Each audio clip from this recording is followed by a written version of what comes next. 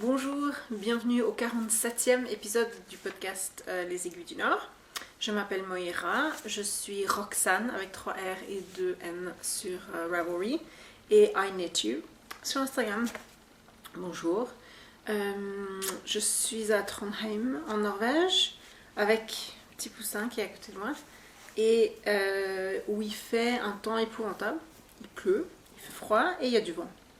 En gros, mais je sais qu'il fait épouvantable, je ne veux pas dire un peu partout, mais à Paris, parce que juste avant d'enregistrer, je voulais regarder un petit peu Roland Garros, et non, les bâches. Alors, je sais en tout cas qu'il pleut à Paris, et puis j'ai vu sur Instagram aussi que tout le monde parle de la pluie. Donc voilà. Je ne vais pas trop me plaindre, c'est un temps assez habituel en Norvège, mais ouais. Puis il fait froid, il fait 8. 7, 8, froid. Puis il fait froid à l'intérieur de la maison, puis il fait froid, puis Petit Poussin est blotti contre moi. Je lui ai pris sa place. Bon, je lui ai pris sa place. C'est ma place. Il savait que j'allais m'asseoir, donc il s'est mis dessus. Et il a fait semblant de dormir pour que je lui prenne pas sa place, mais ça marche pas, je m'assieds dessus. Je fais semblant de m'asseoir sur lui, puis là il est cool. Alors voilà, les cheveux, je suis désolée, je sors de la douche, puis avec l'humidité... Et je sais que vous voyez aussi le reflet du spot dans mes lunettes. Et je sais que c'est frustrant. Mais je peux rien faire. Il fait sombre, il fait moche, il fait... Voilà, c'est comme ça. J'ai passé une semaine assez mouvementée. Et puis je vais vous raconter. Parce que... ben voilà, parce que... Dis donc, tu me rappelles. Ben voilà. Je vais vous raconter. Le lundi, c'était la Pentecôte ou l'Ascension. C'est quoi le lundi? C'est le lundi de Pentecôte. Lundi de Pentecôte, oui. Donc c'était la Pentecôte. Et donc on avait congé. Et puis ensuite le mardi, c'était le 17 mai. Oui, le 17 mai. Et le 17 mai en Norvège, c'est la fête nationale. C'est la... J'ai eu tout d'un coup une pensée là pendant que... J'étais dans la salle de bain en train d'essayer de faire quelque chose avec mes cheveux. Oui, j'ai fait des efforts hein, avec les cheveux. Vous pouvez même pas imaginer ce à quoi ça ressemblait avant. Mais là, tout d'un coup, j'ai eu comme une pensée. Je me suis dit, oui, mais en France... Alors moi, je sais, j'ai jamais fêté le 14 juillet en France. Évidemment, en étant à Genève, on voit les feux d'artifice et tout. Je sais qu'il y a le grand défilé sur les Champs-Élysées et tout ça. Alors j'essaie de comparer un petit peu. Et puis, je pense que en Norvège... Comment dire, il n'y a rien de super officiel au niveau national par exemple, mais par contre absolument toutes les communes participent, organisent, etc. Donc c'est un mouvement très local, hein. Un mouvement, c'est pas un mouvement, mais disons c'est une célébration au niveau vraiment local où vraiment tout le monde participe. Au lieu que ça vienne de dessus. Je sais qu'à Genève, en ville, on ne fête pas beaucoup, mais dans les communes autour de Genève, ça se fête beaucoup plus en campagne avec des fêtes campagnardes, etc. Alors, je me réjouis d'ailleurs, je serai à Genève le 1er août, donc le jour de la fête nationale suisse. Et puis pour ma fille, ce sera une première. Alors, je sais pas, on va regarder un petit peu ce qui se passe et probablement aller dans une des communes autour de Genève pour fêter ça. Mais en tout cas, je reviens au 17 mai et la fête nationale en Norvège, c'est absolument la plus grande fête de l'année. C'est l'événement de l'année. Voilà. Et moi, j'ai participé de manière active cette année puisque j'étais sur le comité d'organisation de la fête à l'école. Alors à l'école, il y a un comité de parents et je suis représentante pour les élèves de première année ou pour les parents d'élèves de première année. Et puis j'étais dans le comité d'organisation de la fête du 17 mai à l'école. Alors c'était un petit peu de travail avant, par contre, comme je l'ai déjà dit, moi j'étais responsable, il y a plusieurs, ça se fait par année. Alors par exemple, les parents de 3e année, on leur demande de faire des gâteaux. Donc chaque parent d'un élève de 3e année doit amener un gâteau. Il y avait beaucoup de gâteaux, c'était très bien, on a presque tout mangé. Les parents d'élèves de première année, alors eux, on leur demande de venir le jour d'avant et puis de rester après et d'installer toutes les chaises, toutes les tables, etc. Alors chaque année, au fait, reçoit comment on va dire ça, une tâche et puis sauf les 2e et 5e années, là ils peuvent se reposer. Oui, parce qu'il y a des parents qui ont des élèves dans plusieurs volets, alors et les élèves, les parents d'élèves de 4e année primaire, donc, ont la tâche d'organiser tous les jeux. Il y a beaucoup de jeux dans la cour, hein. Par exemple les fléchettes contre les ballons, des trucs comme ça. Et moi, comme j'étais sur le comité d'organisation, j'étais responsable des parents de 4e année, juste de m'assurer qu'ils savaient ce qu'ils faisaient. Tout. Mais, et ça je l'ai déjà dit aussi, je pense, c'était des mamans qui étaient hyper organisées, qui avaient déjà fait ça avant, qui savaient ce qu'elles faisaient, etc. Donc mon travail a été assez facile, hein, le travail d'organisation en tout cas. Mais alors voilà, alors on arrive au week-end, enfin à la semaine du 17 mai, et là évidemment ça c'est compliqué. Le 16 mai, je suis allée à l'école, il y avait des trucs à faire à la dernière minute, on s'était un petit peu trompé, on avait emballé des pochettes cadeaux, et au fait on en avait trop emballé, on a dû déballer parce qu'on avait tellement d'enthousiasme ce soir-là qu'on a emballé beaucoup trop de pochettes et on n'avait pas de prix pour d'autres trucs, alors en tout cas on a déballé les pochettes, mais ça c'est très bien fait. Les parents d'élèves de première année ont déballé toutes les chaises, les bancs, les tables, tout ça super rapidement, donc ça s'est très bien passé. Alors le 17 mai, déjà, notre journée a commencé très tôt. Je vous raconte parce que je sais que vous me dites toujours que vous voulez entendre. Alors là, puis là, ce sera vraiment le 17 mai vu de l'intérieur. Je vais vous raconter vraiment mon expérience du 17 mai et non pas vue de l'extérieur, mais vraiment de l'intérieur, enfin ce que moi j'ai vécu. Alors, notre 17 mai, c'est commencé très tôt parce que le comité d'organisation est chargé d'aller mettre des drapeaux le long de la route devant l'école. Sur les lampadaires, il y a des petits socles pour mettre les drapeaux le 17 mai justement, ou si le roi ou la reine venait par exemple. Et alors il faut que quelqu'un aille, puis ça se fait à 6h du matin, il faut que quelqu'un aille pendre normalement c'est 20, il y a 20 socles, mais il y avait juste 19 drapeaux. Et alors, il cherchait quelqu'un de grand. Alors j'ai dit que oui, mon mari, il allait sûrement vouloir faire ça. Alors bon, mon mari, il était moyennement content. Mais il aime beaucoup le 17 mai, alors pourquoi pas. Alors il est allé à 6h du matin. Et puis nous, on pensait que parce qu'il est tellement grand, il aurait besoin juste d'un escabeau. En fait, il a eu besoin d'amener l'échelle. Donc en fait, à chaque lampadaire, il devait installer l'échelle, monter, mettre le drapeau. C'était tout un travail. Il a mis à peu près 1 heure pour pendre les 19 drapeaux. Mais la rue devant l'école était très belle avec des drapeaux à chaque lampadaire. Alors voilà, ça a commencé comme ça. Ensuite, il a mis sa bunade avec les chaussettes. Ma fille a mis sa bunade qui est un peu trop petite, hein, parce qu'on l'a achetée l'année dernière. Mais bon, elle la met une fois par année pour le 17 mai. Alors ça allait juste quoi. Les manches étaient courtes, la jupe n'était pas jusqu'aux chaussures, elles étaient au-dessus jusqu'aux chaussettes, non, jusqu'au pied, elle était jusqu'aux chaussettes, mais c'est pas grave. Alors elle a mis sa bunade, on va lui en acheter une l'année prochaine. Et puis ensuite on est allé, alors il y a un grand cortège en ville pour toutes les écoles de la commune, des écoles primaires aux écoles secondaires, etc. Et puis nous on était la 2e école dans le cortège parce qu'on partage une fanfare avec une école qui fêtait ses 150 ans. Alors l'école qui fête ses 150 ans, c'est l'école voisine d'ailleurs, elle est allée tout devant dans le cortège, et puis ensuite il y avait une fanfare entre nous deux, et puis ensuite nous. Alors on est allé assez tôt, et pour se rendre en ville, pour que tout le monde ne prenne pas des voitures, et puis surtout pour que tout le monde se retrouve au même endroit, au même moment, on loue des bus, et toutes les écoles louent des bus. Alors, je ne sais pas si vous imaginez l'organisation. Les bus doivent aller au fait d'une école à l'autre, parce que comme on ne commence pas en même temps, ils sont capables d'aller chercher une école, de les amener en ville, d'aller chercher une autre école, etc. Alors moi j'étais chargée des bus. Alors de mettre toutes les... J'ai mis les gens par classe, donc bus 1, première année, bus 2, deuxième année. Il y avait des gens qui n'avaient pas payé, qui devaient payer sur place, il fallait mettre des... En tout cas, c'était un petit peu stressant, mais ça s'est très bien passé. Les bus sont partis à l'heure, sont arrivés à l'heure, sont partis à l'heure. Tout le monde a pris le bus, en tout cas il n'y a personne qui m'a appelé en disant vous êtes partis sans moi. L'année dernière, il y a un des bus dont le moteur a lâché, c'est la panique à bord. Mais là, tout a bien marché. Alors on s'est retrouvés en ville, dans le préau d'ailleurs d'un lycée, vraiment au centre-ville, c'est un vieux lycée. Si vous êtes à Genève, non, il n'y a personne qui me regarde à Genève, c'est l'équivalent du collège Calvin. Mais c'est vraiment le lycée d'origine de la ville. Et là, il y a un grand préau en plein centre-ville. On s'est retrouvés là, on a attendu un petit peu. Et ensuite, alors, on s'est mis en ligne droite pour défiler avec les élèves de première année, de deuxième année, jusqu'en septième année.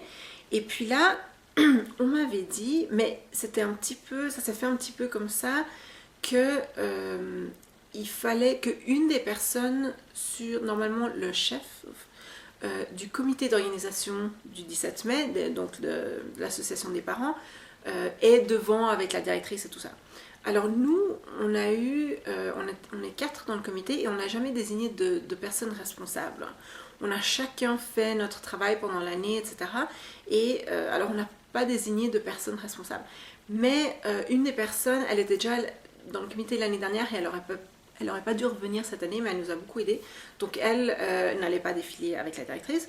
Ensuite, il y avait 2 papas. Un papa qui était dans la fanfare, en fait c'est le chef de la fanfare, qui défilait juste devant nous. Donc lui, évidemment, il ne pouvait pas être avec la directrice. L'autre, il a une grande voiture. Alors il était à la fin du cortège pour récupérer toutes les pancartes. Parce que chaque classe a sa petite pancarte. Et puis l'école a une grand fanion et tout.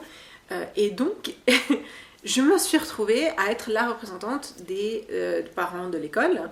Et ce que je ne m'étais pas vraiment rendu compte, mais en fait, on devait défiler. Je devais défiler en première ligne et on devait former une ligne tout devant. Alors on avait juste quelques élèves avec des drapeaux et le grand drapeau de l'école. Et ensuite la ligne officielle avec la directrice, les 2...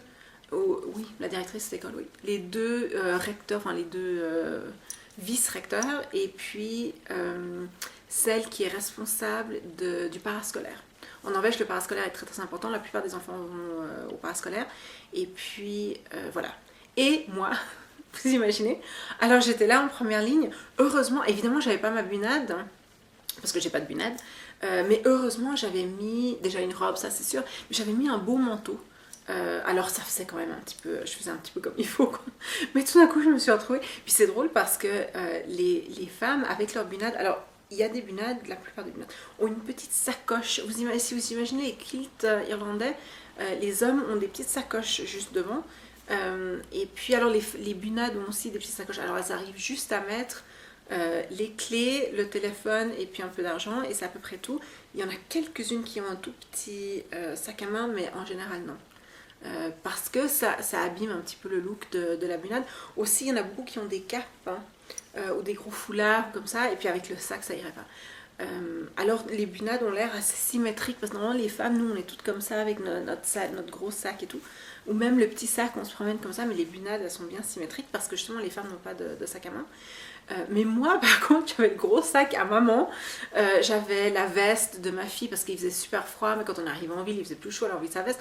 Ensuite, elle avait des nouvelles petites chaussures, puis je me suis dit, les nouvelles petites chaussures, elle va avoir mal aux pieds, elle a mis défilé. Moi, je pensais pas être tout devant non plus, je pensais pouvoir marcher un petit peu avec elle et tout.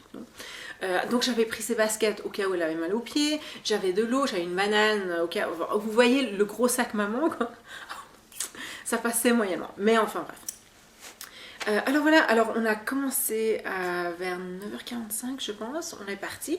Alors la première école, celle qui fêtait ses 150 ans, a commencé à défiler et ensuite il y a eu la fanfare.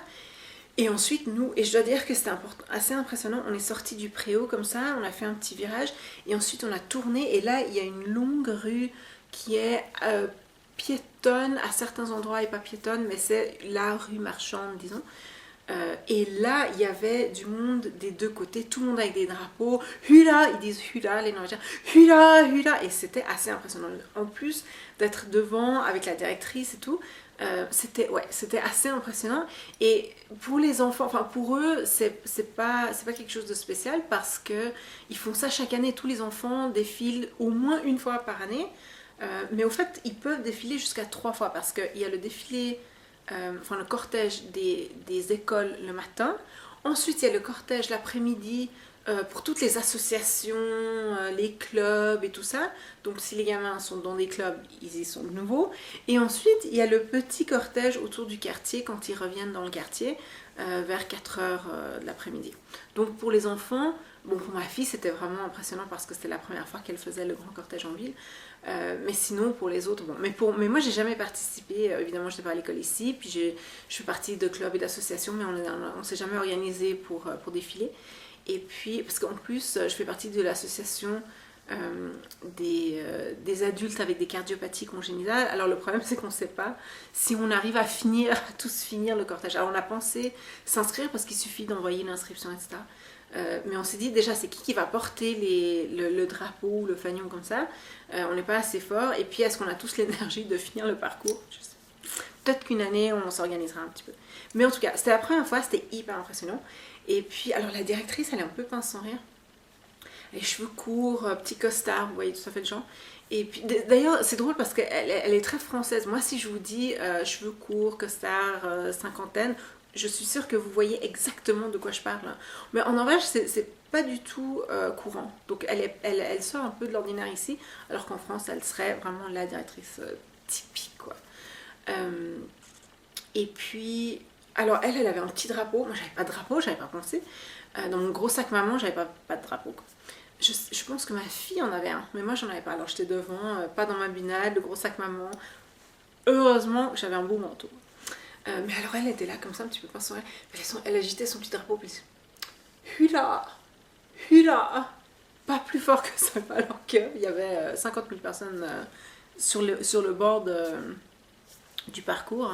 Par contre, le vice-recteur à ma gauche, alors lui c'était un agité du drapeau, et puis alors j'ai passé tout le cortège à essayer de ne pas me le prendre dans la figure. J'étais tellement contente d'avoir des lunettes parce que je me suis dit si je me prends dans la figure, moi je me le prends pas dans les yeux quoi. Alors lui était super enthousiaste. Puis à un moment on défilait, puis il fallait aussi que je fasse un petit peu attention à rester dans la ligne parce qu'on était une ligne, puis passer devant le recteur, ça se fait pas. Ou devant la directrice, ça se fait pas. En Norvège ça s'appelle un recteur, mais c'est une directrice. Et puis, à un moment, le vice-recteur m'a dit oui, c'est sympa de voir des gens qu'on connaît et tout. Puis moi, évidemment, alors déjà, il y avait tellement de monde, puis je connais beaucoup moins de gens. Lui, il est d'ici, donc il connaît beaucoup plus de gens. Et puis, à un moment, on est passé à un endroit où il y avait un tout petit peu moins de monde. C'est une grande place, et je suis sûre que c'était bondé un peu plus tard. Mais là, c'était vraiment le début du cortège. Et puis, c'était un petit peu plus silencieux. Et tout coup, j'entends « Hula pour Moira! Hula pour Moira !» Je dis « C'est qui ça ?» Et puis, je me retourne, puis une dame qui agitait son drapeau. C'était super chou, c'était la maman d'une amie. Et puis, voilà, c'est la maman d'une amie. Et puis, elle trouvait sympa que je défile, parce qu'elle savait que je suis pas norvégienne et tout. Alors, elle était là avec son petit drapeau. Coucou, coucou. Alors, j'ai fait un petit coup. Et puis voilà, et puis la maîtresse de ma fille est très malade. Elle a été opérée il y a quelques semaines. Et puis elle est très malade, mais elle était là au bord de la route pour voir les enfants et tout. Ça fait super plaisir de la voir. Puis il paraît, alors que mon mari nous a vus 3 fois, parce que le cortège fait une espèce de S. Alors c'est possible au fait de courir d'une rue à l'autre et puis de voir le cortège plusieurs fois, de voir les mêmes personnes en fait plusieurs fois. Et c'est ce que mon mari a fait. Il a dit qu'il a pris les photos, je ne les ai pas revues d'ailleurs, et je ne l'ai pas vu. Et pourtant, il est grand, il a le chapeau de sa bunade, j'aurais dû le voir, mais il a sûrement pas crié très fort, alors je ne l'ai pas vu. Je l'ai pas vu. Mais en même temps, c'est difficile quoi, parce qu'on marche et puis il y a juste tellement de monde quoi, avec les drapeaux et tout. Mais en tout cas, ça c'était vraiment spécial, c'était très très sympa. On est arrivé, on a récupéré tous les fanions et tout. Moi je suis rentrée, oui, parce que le jour d'avant, mon dos a juste lâché. Et ça m'arrive, je dirais, 2 fois par année où j'ai des spasmes dans le dos et je peux même pas m'asseoir. Le dos il tient pas en fait. Les muscles sont en spasme et en fait j'ai pas la musculature pour m'asseoir, encore moins pour être debout. Et ça c'était arrivé le jour d'avant. Je sais pas si vous imaginez. Alors ça zut. Et puis, mais j'ai réussi à marcher, ça a été. Mais là, alors je suis rentrée, puis je me suis étendue, je me suis d'ailleurs endormie. Et c'était très bien. Et puis ensuite, on est allé vers 2 heures à l'école parce que la fête commençait. Je pense que le défilé autour du quartier, le cortège autour du quartier a commencé vers 4 heures. Et nous, on devait organiser. Mais mon mari, le problème, c'est que ils organisent ça par classe. C'est-à-dire que mon mari, en fait, ou en tout cas une personne pour ma fille, devait aider les parents d'élèves de première année. Et moi, je compte pas. Moi, je viens en plus. Alors on est allé avec ma fille et puis au fait ce qui s'est passé c'est qu'il y a d'autres parents aussi qui sont venus, soit les deux parents, soit il y avait qu'un parent, soit voilà. Et alors ma fille elle a joué, puis comme c'est son école, elle s'est sentie très à l'aise. Alors elle a joué, elle s'est très bien occupée toute seule, mon mari il a beaucoup aidé, il a porté, il a ci et ça. Et moi alors j'ai passé enfin, entre 2h et 7h du soir les 5 heures là juste à juste courir partout. Mais tout était super bien organisé. En tout cas, non, tout était bien organisé. On n'a pas eu de crise, pas eu de catastrophe, pas eu de rien. Tout s'est déroulé comme ça déroulé. Mais c'est vrai que quand on a plus de 700, 900, je sais pas, beaucoup de personnes, il y avait des activités dehors, il y avait à l'intérieur parce qu'il faisait froid, il y avait un vent. Alors le matin, on a eu de la chance, hein, il n'a pas plu pendant le cortège en ville. Heureusement, il n'a pas plu, c'était juste. Alors en norvégien, il y a un mot pour décrire un temps où il n'y a juste pas de pluie. Donc c'est comme juste acceptable. Hein. Il fait pas beau, mais il fait juste pas horrible. Et c'était ça. Alors on a eu même quelques rayons de soleil. Alors là, toutes les femmes avec leurs bunades ont commencé à transpirer parce que les bunades elles sont en laine, hein. La grosse laine, parce qu'évidemment elles doivent pouvoir aller en bunade aussi à Tromsø, là où il a fait encore plus froid. Mais ici on est un petit peu en hauteur, il y avait un vent, c'était juste horrible. Mais les gamins, comme ils couraient partout, ils se sont bien amusés pour les jeux et tout. On avait installé les tables, les tables pour manger tous les gâteaux à l'intérieur. Alors ça s'est bien passé, mais moi évidemment j'ai passé tout le temps à circuler puis juste à demander, surtout vers les gens pour qui j'étais responsable, donc les jeux et tout, est-ce que ça va, est-ce que tout va bien, est-ce que vous avez besoin de quelque chose? Et tout le monde avait toujours besoin d'un petit quelque chose. Alors c'était jamais une grosse crise, mais par exemple les gamins devaient acheter des petits coupons, puis sur le coupon il y avait tous les jeux, puis une fois qu'ils avaient complété tous les jeux, ils recevaient ils pouvaient choisir un petit cadeau. Et puis, alors, il manquait du change, tout ce genre de trucs. Hein. Et alors que les gens des gâteaux avaient trop de change, alors je suis allée, c'était ce genre de truc. Pendant 5 heures, je me suis assise un tout petit peu. J'ai pas mangé de gâteau parce que j'avais pas beaucoup mangé. Et si on mange du sucre, c'est super pendant 20 minutes et après c'est la cata. Alors moi, je voulais pas manger de gâteau. Mais j'ai mangé un muffin qui avait pas trop de sucre, qui était très bien. Et puis aussi ils avaient des saucisses, oui, parce que le 17 mai on met sa bunade qui coûte ouais, et on mange des saucisses, des hot dogs dans du pain, mais comme je ne mange pas de viande, alors j'ai pas beaucoup mangé. Mais ma fille, alors elle a dévoré 2 hot dogs, muffins, gâteaux et tout. Tout le monde d'ailleurs, c'est très bien régalé. Et à part ça, à part le muffins que j'ai mangé, j'ai couru pendant 5 heures. Et ensuite, tout le monde est parti vers 6h, 6h15, parce que les enfants avaient terminé les jeux dehors, puis qu'ils étaient tellement froids que bon. Alors les gens sont rentrés vers 6h, puis ensuite on a commencé à ranger. Mais le truc c'est que les parents qui étaient responsables des jeux ont très bien, ils ont dévissé, démonté tous les jeux et tout rentré, et puis ensuite il suffisait juste de ranger les tables. Comme je ne pouvais rien porter, parce que j'avais tellement mal au dos et que je tenais à peine debout, tout le monde m'a dit écoute là c'est bon, rentre. Alors à 7h, je pense qu'ils avaient fini 1 heure plus tard, tout était bouclé quoi. Alors je suis rentrée vers 7h et puis j'ai vu le voisin il avait un gros pull et puis il faisait une grillade. Et puis on voyait que c'était comme juste parce que c'était le 17 mai, il faisait tellement froid, avec un vent vraiment qui me mordait. Et puis alors je lui dis coucou en passant, en rentrant chez moi, et puis il me dit coucou, je dis ah grillade, il dit ah ouais il faut avoir des saucisses.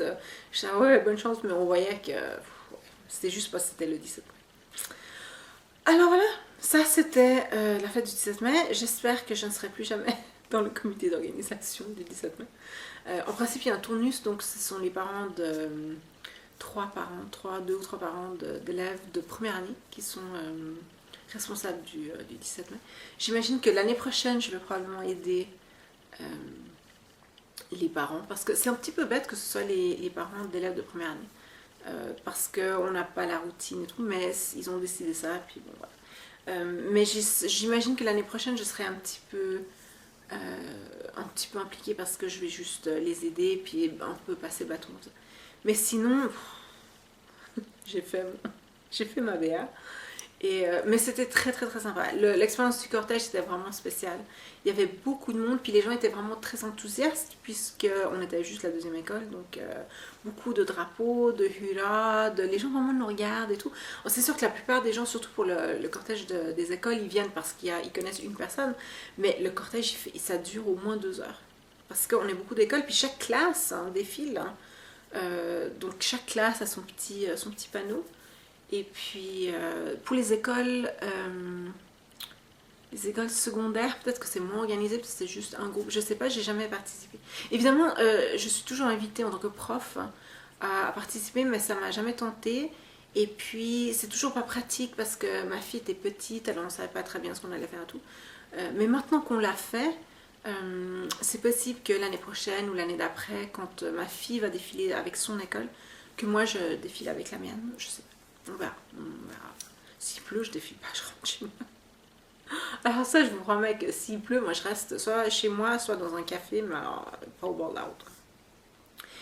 Mais voilà, et puis à 17h c'était terminé, et puis c'était terminé à peu près partout en Norvège. Alors j'ai entendu à la radio le lendemain que dans certaines compagnies, il y a jusqu'à 30% des employés qui ne viennent pas le lendemain du 17 mai parce qu'ils ont une gueule de bois tellement énorme qu'ils n'arrivent pas, quoi. Et ils pensent, enfin l'organisation des patrons, syndicat patronal, blablabla, est en train de se demander s'ils vont pas vraiment commencer à punir ces gens, parce qu'il ne faut pas exagérer non plus, tout le monde sait qu'on travaille le lendemain, c'est pas parce que c'est le 17 mai, surtout, puis moi je dois vous avouer que moi je veux bien boire le verre de vin, le deuxième verre de vin, ok, j'ai aucun problème avec ça, mais boire à excès, surtout quand c'est le 17, alors on a eu tout le week-end, parce que c'était un long week-end de la Pentecôte, donc ils auraient pu boire avant, mais alors vraiment de juste boire pour boire parce que c'est le 17 mai, puis qu'on doit boire le 17 mai, sachant qu'on doit travailler le lendemain, moi je dois dire que c'est pas très responsable. Alors autant je suis pas toujours une fan des syndicats patronaux, blablabla, autant je trouve que jusqu'à 30% des gens qui se foutent de la gueule du monde, je trouve un petit peu beaucoup. Mais moi j'aurais bien voulu prendre la journée de congé, quoi, parce que mon dos, j'avais tellement mal au dos. Mais j'ai réussi à... Puis d'ailleurs j'avais envoyé un SMS à ma chef de département en disant mon dos là, mais j'ai réussi à tenir. Voilà. J'avais 2 heures d'enseignement et puis les gamins étaient sympas et tout s'est bien passé, mais qu'est-ce que j'avais mal au dos. Puis ensuite ça a été, mon dos il a récupéré, donc voilà. Alors voilà. Mais tout ça pour vous dire que j'ai pas beaucoup tricoté aussi cette semaine. Parce que lundi c'était congé, mais j'avais plein de choses à faire à l'école. Mardi, on n'en parle pas. Mercredi soir, j'étais sur le canapé dans un état à peu près catatonique. J'ai pas tricoté, j'étais comme sur le canapé. J'arrivais à peine à activer la télécommande. Jeudi, je suis sortie avec une amie, on a été manger quelque chose, et puis voilà. Donc petit week-end pour tricoter, puis c'est tout. Donc ma production cette semaine n'était pas énorme. Mais en contrepartie, je vous offre mon expérience du 17 août. Non, encore pour une année récupérée de cette journée. Alors voilà. Oui, et puis au fait la journée pour mon mari s'est terminée le soir vers 9h quand il a dû retourner. Enlever tous les drapeaux. Ça se fait, évidemment, en principe, c'est au lever et au coucher du soleil, mais comme on n'a ni lever ni coucher du soleil ici, ouais, on dit 6h, 9h. Donc vers 8h30, il est allé, puis il a mis encore 1 heure pour aller récupérer tous les drapeaux. Oui, en parlant de ça, je voulais partager quelque chose avec vous. Samedi soir, je pense, je sais plus, samedi soir, je suis restée debout, et puis moi j'ai un rythme de jour et de nuit. Une fois que si je suis réveillée vers 9h du soir, je peux rester réveillée jusqu'à 2, 3, 4h du matin. Je me couche parce que je vois l'horloge, puis je sais que le lendemain je dois me lever, ou bien qu'il ne faut pas exagérer non plus et tout. Mais en tout cas bref, je peux regarder la télé ou des séries toute la nuit. Moi je suis bien. 2h du matin je suis assez réveillée. Et puis là, samedi, j'ai commencé à regarder des séries, puis tout d'un coup, c'était 2h du matin, et je peux vous confirmer qu'il n'y a pas de nuit, parce qu'à 2h du matin, il y avait un magnifique lever de soleil. La nuit, alors évidemment, le soleil était passé sous l'horizon, ça je vous l'ai déjà expliqué, mais pas beaucoup, juste dessous, donc oui, comme ça. Donc il y a eu de la lumière, il a jamais fait nuit, et puis quand je suis allée me coucher à 2h du matin, il y avait un magnifique lever de soleil, magnifique. Puis d'ailleurs j'ai dû réfléchir à ce que c'est le coucher du soleil ou est-ce que c'est le lever du soleil, mais comme c'était 2h du matin, c'était bien le lever du soleil, magnifique, rose et tout, très très beau. Et puis aussi ma mère m'a demandé de vous préciser que tout ce que je vous raconte avec le fait que le 21 juin c'est la journée la plus longue, oui, tout ça c'est vrai seulement dans l'hémisphère nord. Ça me vend un peu toi, mais c'est vrai que c'est important de le mentionner. Oui, c'est tout ce que je vous dis, c'est vrai dans l'hémisphère nord, dans l'hémisphère sud, c'est aussi vrai, mais eux, c'est en décembre. Voilà. Par contre, le 21 septembre et le 21 mai, 21 septembre, 21 mars, à l'équinoxe, les journées sont les mêmes que les nuits, donc la longueur des journées sont les mêmes que... Voilà. Aussi, oui, aussi dans l'hémisphère sud. S'il y a quelqu'un qui nous regarde depuis l'hémisphère sud, je ne sais pas s'il y a quelqu'un. Mais si quelqu'un est dans l'hémisphère sud, vous en allez vers l'hiver. Il doit faire aussi chaud chez vous qu'ici. Aussi froid chez vous qu'ici. Et voilà. Donc pour vous, c'est tout l'inverse. Voilà. Je vais juste mentionner le cal. On passe au tricot quand même. Un petit peu. Comme ça. Je vais juste mentionner le cal chaussette parce que j'ai vu une question. La semaine dernière c'était le 3e tirage, la semaine prochaine ce sera le 4e tirage. Donc pour la semaine prochaine vous pouvez entrer jusqu'à 4 chaussettes, pas 4 paires de chaussettes mais 4 chaussettes, 2 paires, 4 chaussettes différentes, une paire de chaussettes différentes, je m'en fous. Mais 4 chaussettes au total. Alors si vous en avez déjà entré 3, vous pouvez en entrer une autre. Si vous n'en avez pas du tout, eh bien vous pouvez entrer 4 chaussettes du moment qu'elles ont été commencées après le 1er. Quand est-ce qu'on a commencé? Je veux dire 1er avril là. Non. Oui. 1er avril, on va dire. Voilà, du moment qu'elles ont été commencées après le 1er avril, vous pouvez en entrer jusqu'à 4. Et chaque fois que je fais le tirage, je tire toutes les chaussettes. Donc ça vaut la peine de les mettre au fur et à mesure. N'attendez pas d'avoir la paire. Dès que vous en avez une, vous la mettez. Sarah, qui vient de Grande-Bretagne, qui est Pearlescent, ne m'a toujours pas contactée pour le patron. Alors prends contact Sarah, comme ça je peux t'offrir un patron. Parce que c'est toi qui as gagné le patron pour le 3e tirage. Et la semaine prochaine on fera le 4e tirage. Pour le Cal Design, ça discute, ça travaille. Moi j'ai avancé un tout petit peu mes chaussettes d'Ambrazine, mais ensuite j'avais des questions. Alors j'ai reçu des réponses et puis ensuite j'avais d'autres questions. Je pense que je comprends ce que je dois faire, mais c'est pas écrit de la même manière que ce que je pensais. En tout cas, on est en contact, mais ça avance pas très vite. Mais ça avance dans le sens où le patron s'améliore, etc. Et je commence à comprendre ce que je dois faire. Alors voilà. Tricot. Alors comme je vous ai dit, j'ai pas eu beaucoup de temps de tricoter. À tricoter. J'ai terminé par contre ma chaussette ici pour tricoter.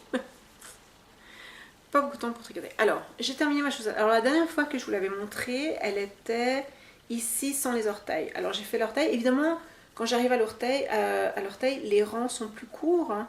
Donc les rayures, ou je sais pas comment vous appelez ça, le pooling en fait, c'est du pooling, mais c'est du pooling extrême. On va appeler ça le pooling extrême. Est interrompu et puis ça donne des... Alors on dirait presque que j'ai utilisé une autre laine pour les orteils, puis je trouve ça assez sympa. Et la même chose pour le talon, vous voyez, ce sont évidemment les mêmes couleurs, mais avec des rayures complètement différentes. Hein. Et voilà, alors ça donne des chaussettes très sympas, elles me vont très bien. J'ai utilisé les aiguilles sont 2,25, je vous montre. Ce sont les aiguilles Carbons avec les pointes, où est-ce qu'elle est ma pointe? Là, pointe en métal, je vais vous montrer celle-là en fait. Là, vous voyez, pointe en métal très pointue, oui, bon, les aiguilles sont à 2,25, la pointe elle va être pointue. J'aime beaucoup le carbone, ça ne glisse pas comme le bois, mais les pointes sont en métal, ça c'est très sympa. La laine ressemble à ça. Alors ce qui est sympa, oula, j'ai perdu une aiguille. Ce qui est sympa, c'est que la laine ressemble à ça, et je ne sais pas du tout à quoi ressemblera la deuxième chaussette, parce que, vous voyez ce qui s'est passé ici? Ça a fait des rayures, puis tout d'un coup plus de rayures, on est reparti dans l'autre sens. Hein. Moi j'ai rien fait. Hein. Évidemment j'ai juste mis le fil en attente, mais ça n'a pas du tout interrompu le le fil. Et pourtant, la chaussette a fait comme ça. C'est très très sympa. Derrière, il y a un petit peu plus de jaune. Puis ensuite le talon. Et ensuite le pied, il est comme ça. C'est super sympa. Mais la deuxième chaussette pourrait être complètement différente. Parce que déjà, évidemment, je vais commencer à un endroit différent. Je peux absolument pas retrouver là où j'ai commencé. Je veux dire, ça n'a pas de sens. Et puis, alors, je sais pas du tout. J'imagine que les rayures vont se faire à peu près de la même manière. Donc, mais ici, je pourrais avoir d'autres. Je sais pas du tout. Ce sera complètement différent. Alors, elles auront évidemment les mêmes couleurs, mais... Et puis ça, par exemple, l'effet du jaune ici. Alors, je sais pas du tout comment ça s'est fait, pourquoi ça s'est fait comme ça. Mais c'est très très sympa.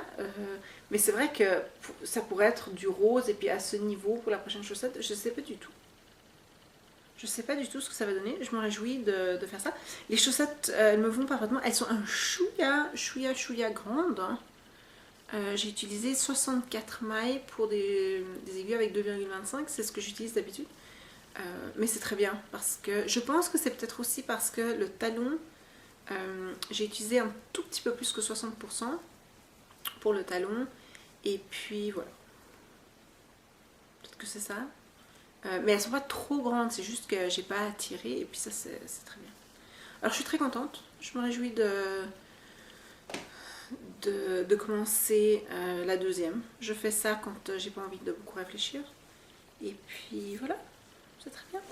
Et l'autre chose, l'autre projet sur lequel... Alors les chaussettes d'Ambroisine, je vous les montre même pas parce qu'on ne voit pas le progrès. Mais je vous les montrerai quand j'aurai fait, dès que j'aurai la réponse en fait, à mes questions, enfin j'ai déjà eu des réponses mais à mes nouvelles questions. Je vous montre aussi, on me demande tout le temps quelle est la laine. Alors je vous la montre. Voilà comme ça. Wool Sunday, Yarn Parlor. Et puis ici de l'autre côté, vous voyez le site web woolsundayyarnparlor.etsy.com. La couleur c'est Friendship is Magic. Et puis la base c'est Parfait Sock with Sprinkles. Avec du, vous voyez le Stellina pour la brillante. Et puis c'est 2 ply, c'est deux brins. Mais le rotor est assez prononcé, donc il n'y a aucun souci. Est-ce qu'on voit bien le rotor? Voilà, là vous voyez bien le rotor.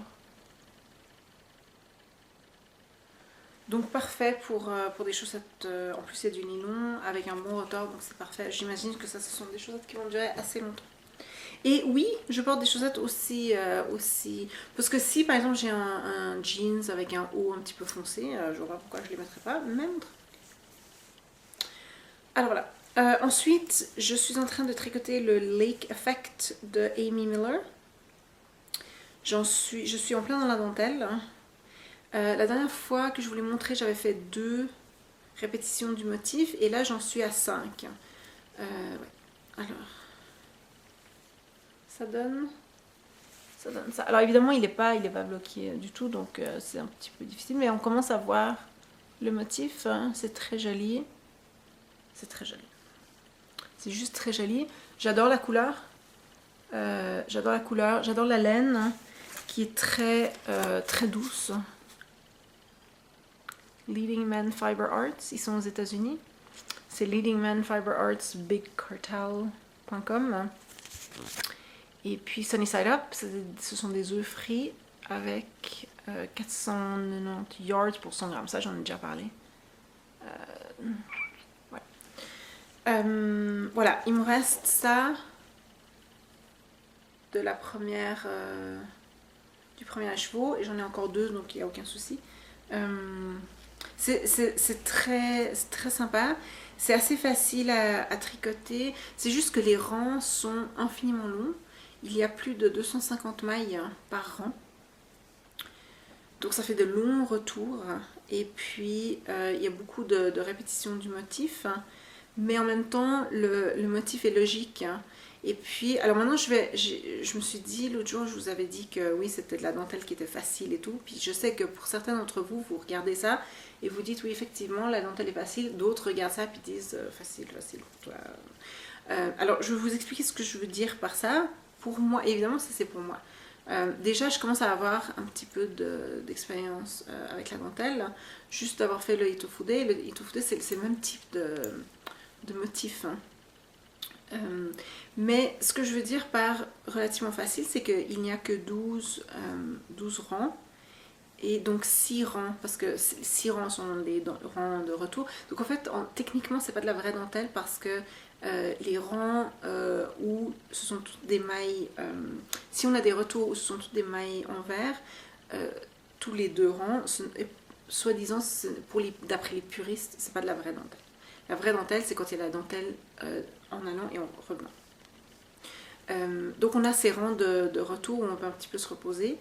Et puis là, alors il n'y a que 12 rangs, donc 6 rangs avec de la dentelle qui se répètent. Et en plus, c'est 3 dans un sens, 3 dans l'autre, vous voyez 3, 3, 3, 3, ça zigzague comme ça. Et puis ce que je veux dire par que c'est facile, c'est que, vous voyez, par exemple, j'ai plus de 250 mailles et aucun marqueur. Parce que j'ai pas besoin de marqueur. Et je vais vous montrer pourquoi. Alors, c'est sûr que je pourrais en avoir, mais j'ai pas eu besoin. Parce que même si je fais des erreurs, je me rends compte tout de suite. Vous voyez, ici, c'est logique. Hein. Je vais essayer de l'ouvrir. Voilà. Le truc, c'est que c'est logique. Par exemple, si je suis ici, vous voyez, si j'ai fait cet œillet-là, je sais, c'est difficile parce que c'est tout à l'envers. Si j'ai fait cet œillet-là, par exemple, quand j'arrive ici à cet œillet, je sais qu'il doit suivre et je sais que ça doit être une maille avant. Donc en fait, c'est logique. Je sais que les œillets sont alignés comme ça parce que ça se voit. J'ai le dessin devant moi et donc je sais qu'ils doivent s'aligner comme ça. Donc si j'arrive, par exemple, si je me suis un petit peu, j'étais distraite quelque part ici et j'arrive ici et puis que mon œillet il se retrouve ici ou bien qu'il se retrouve ici, je sais que c'est pas juste. Je sais que j'ai oublié quelque chose par ici, alors j'ai qu'à revenir un tout petit peu jusqu'à ce que ce soit juste. Par exemple ici, où ils sont bien alignés. Et là, je recommence. Vous voyez, donc en fait, c'est pas possible de faire d'énormes erreurs parce que ça se voit tout de suite. On n'arrive pas juste sur le prochain motif et alors là, on le sait tout de suite. Et c'est pour ça que j'ai fait, parce que quand je tricote, je regarde la télévision, j'ai le mari, la fille, le chat, etc. Mais j'ai aucun problème à reprendre où j'étais parce que je sais où doivent être les œillets. Et puis quand je fais des erreurs, ça se voit tout de suite. J'arrive aux prochains œillets et ils ne sont pas alignés. Et alors je sais que ouais, je viens de me planter. Et je viens de me planter, c'est juste il y a 10 mailles, pas il y a 150 mailles. Donc c'est pour ça que je n'ai pas de marqueur, parce que j'ai pas besoin de marqueur. Je sais toujours où j'en suis par rapport au motif. Et voilà. Et puis les marqueurs, il faut les passer à chaque fois. Si j'en ai besoin, c'est sûr que je vais en mettre, mais ici j'en ai pas besoin parce que ça se voit tout de suite quand je fais une erreur. Moi je le vois tout de suite parce que les œillets ne sont pas alignés. Puis vous voyez, il y a des œillets assez régulièrement et je sais la tête que ça devrait avoir. Donc si tout d'un coup j'ai un œillet ici au milieu, je sais que je me suis un petit peu plantée juste avant. Ouais. Je sais aussi qu'ils reviennent ici. Donc le prochain en fait il sera ici. Il y a un œillet ici, il est là, et puis le prochain il sera juste ici. Et s'il ne l'est pas, ça veut dire que j'étais distraite et je reviens juste un tout petit peu en arrière. Donc c'est pour ça quand je dis que cette dentelle est facile, c'est sûr que si on commence, c'est pas facile. Mais en même temps, si on fait un chouïa attention et si on a appris à lire un petit peu, on se rend compte tout de suite. C'est la même chose par exemple avec les câbles. Torsades, pas les câbles, c'est en anglais. Avec les torsades, si on arrive, on a une belle torsade, puis que si tout d'un coup on arrive, puis la torsade elle est complètement décalée, ça se voit tout de suite, on le sait tout de suite, hein, et on n'a qu'à revenir un tout petit peu en arrière. S'il y a plusieurs torsades autour, ça se voit tout de suite. C'est la même chose avec la dentelle ici. Alors voilà, j'ai fait 5 répétitions du motif, donc ça commence à ressembler à quelque chose. Hein. J'en ai encore 8 ou 9. J'ai pas encore décidé si je vais en faire un supplémentaire ou pas. Mais ouais, encore 8 ou 9. Ça prend du temps, mais en même temps, j'ai calculé qu'il y a quoi 3100 mailles par répétition. Ouais, c'est beaucoup. 3100 mailles par répétition. Donc, ouais, j'en ai fait 3 cette semaine, donc c'est 9000 mailles. plus de 9000 mailles que j'ai tricoté cette semaine. Et j'ai pas eu beaucoup de temps pour tricoter. Alors c'est quand même moi je trouve que c'est quand même pas mal. Alors là, c'est vraiment un énorme plaisir. Il est beau, la laine est belle, c'est doux, ça va être joli. Là, c'est vraiment, c'est comme le Itofude, là, c'est vraiment un projet où je sais que je vais aimer et le processus et le produit. Ouais. Parce que là, c'est vraiment que du plaisir à tricoter. Et j'ai pas besoin de vraiment concentration maximale pour la dentelle. La seule chose que je ne peux pas faire, c'est regarder un film en langue vraiment étrangère. Parce que je ne peux pas lire les sous-titres et tricoter. Mais on a regardé la série sur Netflix Marseille, hein, avec Gérard Depardieu, qu'on a beaucoup aimé. On a avalé ça en quelques semaines. Hein. On a regardé plusieurs épisodes par soir et on a beaucoup aimé ça. Et évidemment, moi, j'avais pas besoin des sous-titres. Mon mari avait les sous-titres en norvégien. Mais moi, j'ai pu écouter sans les sous-titres, alors j'ai pu tricoter. C'est une très bonne série. J'ai beaucoup aimé. C'est une saison, je ne sais pas s'il y en aura une deuxième. Ils ont laissé un peu ouvert à la fin. Si vous l'avez vu, vous savez de quoi je parle. Pour que soit ce soit la fin, soit qu'il y ait une autre série. Je ne sais pas. Mais en tout cas, voilà. Marseille, oui, avec Gérard Depardieu et d'autres acteurs que je ne connais pas parce que je ne regarde pas la télévision en français, mais qui étaient très très bons aussi. J'ai vraiment eu. Voilà. Alors voilà, je pense que c'est tout. La semaine prochaine, on a le tirage pour le quatrième tirage pour les chaussettes. Et puis la semaine prochaine, il n'y a rien de spécial. Juste plus de tricot. Je vais essayer de coudre un tout petit peu mon Crosby. J'ai un petit peu peur de coudre parce que je sais pas quoi. Mais je vais commencer doucement avec par exemple juste les épaules et puis ensuite on va faire les côtés. Et puis ça va aller. Mais là je pense qu'un soir je vais m'asseoir avec et puis prendre une grande respiration. Au pire je défais et on refait. C'est pas si grave, c'est juste de la couture. Alors je vous souhaite une très très bonne semaine. Je nous souhaite à tous et à toutes un temps bien meilleur, surtout à Paris. De un, parce que je sais que vous êtes nombreuses à habiter à Paris ou dans la région parisienne et je vous souhaite plus de soleil. Mais surtout que je me réjouissais vraiment de voir Roland Garros. Alors s'il pouvait enlever les bâches et puis commencer à jouer, ce serait sympa. Parce que là, ils sont en train de montrer les matchs de l'année dernière, je les ai déjà vus. Et il n'y a rien de pire quand c'est le résultat quand on a vu les matchs. Donc. Alors là, si vous pourriez faire une petite danse du soleil pour moi à Paris, ce serait hyper sympa. Et entre temps, je vous dis au revoir, bonne semaine et à la prochaine.